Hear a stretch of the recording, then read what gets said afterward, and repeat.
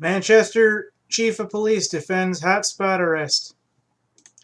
Folks, I'm going to explain a little bit of what this story is about, and then I'm going to explain the story itself. You know what pre-criming is. You know that there are conditions analytically which say that you will potentially do XYZ, whether it's in your biology and they run your DNA and it comes up, they have pre-crime for this or they have pre-crime for that, or they run this or they run that. It's getting even worse, folks.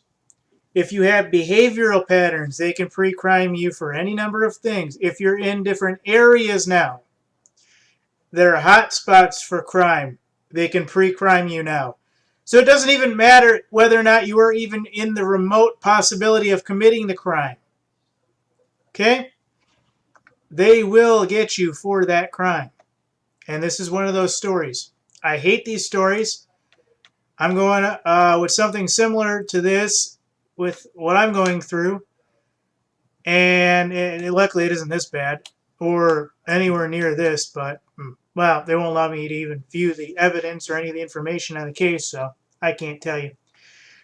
Manchester, father of an 18-year-old man who was tasered and pepper sprayed during a center city confrontation with police, and his son had a very good reason for being in the area. Police ignored it and insisted on searching and handcuffing him. Connor Delaire, 18, of Hampton Falls, was diagnosed with a concussion at Portsmouth Regional Hospital and will visit a physician today. And his father, John Delaire, in a telephone news interview Thursday night, said that they bashed his head against the cruiser. They bashed his head against the ground. They dragged him around. And basically, John Delaire, who disputes several aspects of the police department, accused of arrest. And basically, this is the idea. Police Chief Nick Willard said Connor Delaire's decision not to cooperate is what led to his arrest. Willard said the police used stun guns and pepper spray to avoid injury when a person does not submit to an arrest. You have to submit to their power. That's bullshit. I'm trying to get to the part here. Here it is.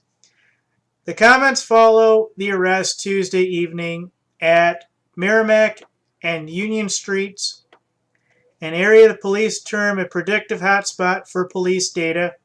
Here we go. A predictive hotspot. Police data show 24 recent complaints about prostitution and 10 people who have overdosed in their cars in the last 90 days. According to a statement issued Wednesday, Delaire was arrested. They're talking about the son. After he grew agitated and eventually fought with police when they started to search him outside the parked car on Merrimack Street. You can go into this and I'll post it. Basically, this is a crime in the making.